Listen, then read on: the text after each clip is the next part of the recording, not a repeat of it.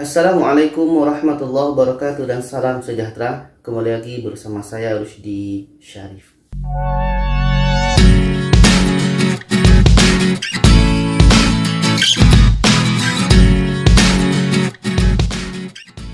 Baiklah sahabat dan penonton semua, apa kabar? Semoga kita selalu sehat ya, urusan kita selalu dimudahkan dan rezeki kita semakin dilancarkan oleh Allah Subhanahu wa taala. Amin amin ya Allah ya rabbal alamin. Jadi berita ini tadi malam ya, tepatnya pada jam lebih kurang jam 9.10 macam itu. Jadi pengennya malam tadi mau buat berita terus, tapi sudah ngantuk kali, jadi itulah pagi ini terus langsung dibuat ya, tidak menunggu sore. Jadi penonton sekalian, di negara kita Indonesia itu tepatnya semalam PPKM itu dilanjutkan ya. Itu diumumkan oleh Menteri Koordinator Bidang Kemaritiman dan Investasi, itunya Bapak Luhut Binsar Panjaitan. Jadi imbas daripada PPKM ini dilanjutkan, ada beberapa peraturan terbaru. Jadi kalau teman-teman biasa melihat video saya pada sebelum ini, semua info itu terbatal. Apa itu? Itu tentang penutupan pintu masuk dari luar negeri. Hanya ada beberapa bandara yang dibuka, hanya 2 bandara yang dibuka. Maknanya, kalau teman-teman terbang daripada selain 2 bandara ini, nanti bagaimana ceritanya? Yang kedua tentang vaksin. Ini yang sangat penting. Pada video sebelumnya pun saya bercerita tentang vaksin. Jadi bagaimana status ini semua? Sekarang kita lihat beritanya dulu. Di sini disebutkan, Menteri Koordinator Bidang Kemaritiman dan Investasi Luhut Binsar Panjaitan mengatakan pemerintah membatasi pintu masuk dari luar negeri via jalur udara untuk kemudahan pengawasan. Dengan begitu, pintu masuk luar negeri hanya boleh melalui Bandara Internasional Soekarno-Hatta, Suta, dan Bandara Samratulangi, Manado.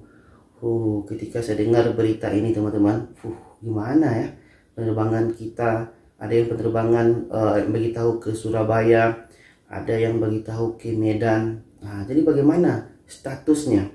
Jadi untuk di sini saran saya tunggu saja konfirmasi dari pihak maskapai, apakah penerbangannya ditunda atau bagaimana.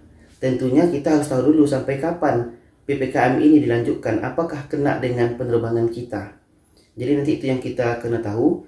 Nanti kita akan sampai di bawahnya sampai kapan PPKM ini. Jadi itulah kita mesti pahami di sini, ketika penutupan pintu masuk dari luar negeri ini, bagi kita yang telah booking tiket bersedia dengan apapun yang terjadi, apakah dibatalkan atau dialihkan penerbangan ke tempat lain. Contoh mungkin dialihkan ke Bandara Internasional Soekarno-Hatta, atau mungkin bisa jadi tetap terbang dengan alasan nanti dibuat adalah repatriasi.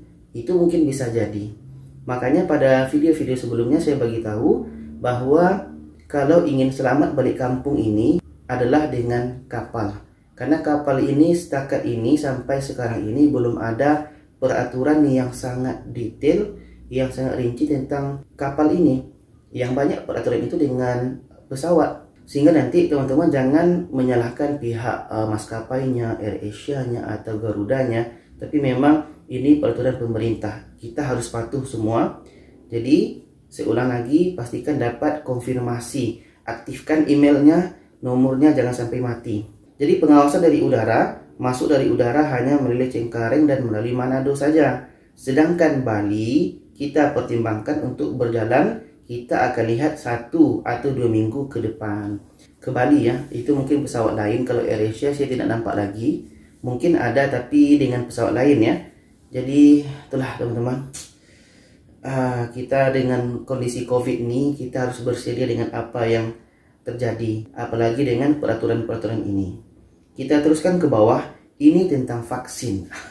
Tentang vaksin ya. Selain itu dia mengatakan syarat perjalanan internasional dari luar negeri juga diperketat. Warga yang masuk Indonesia dari luar negeri wajib divaksin COVID-19 sebanyak 2 dos. Wajib full vaksinasi, PCR 3 kali, melakukan karantina selama 8 hari, dan pembatasan pintu masuk untuk kemudahan pengawasan. Jadi yang sebelum ini mungkin hanya tes PCR yang wajib, sekarang vaksin harus lengkap. Vaksin harus lengkap. Jadi bagi kita yang balik kampung ini melalui udara ya, vaksin kita harus diperhatikan. Bagi teman-teman yang belum vaksin, vaksinlah dari sekarang. Tapi nanti peraturan ini kita mesti perhalusi lagi bagaimana ke depannya, apakah memang diwajibkan untuk peraturan yang baru ini atau mungkin untuk 1 minggu lagi, 2 minggu atau 1 bulan ke depan. Tapi yang sekarang ini menurut pemahaman saya, kalau untuk ke depannya ini dari semalam diumumkan itu adalah sudah full vaksin. Artinya orang yang belum vaksin bagaimana ceritanya? Jangan nanti sampai gagal penerbangan kita.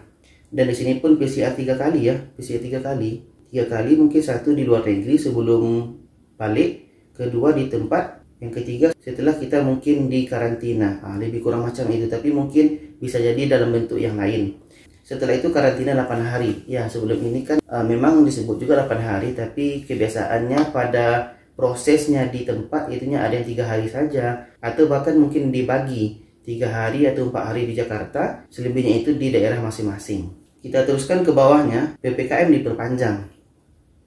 Pemerintah memperpanjang pemberlakuan PPKM ini level 2 hingga 4 di Jawa Bali mulai 13 sampai 20 September. Sekarang 14 September ya. Pemerintah menilai kasus COVID di Jawa Bali turun signifikan hingga 96%. Dalam perpanjangan kali ini, Provinsi Bali berhasil turun ke PPKM level 3. Mantap ini.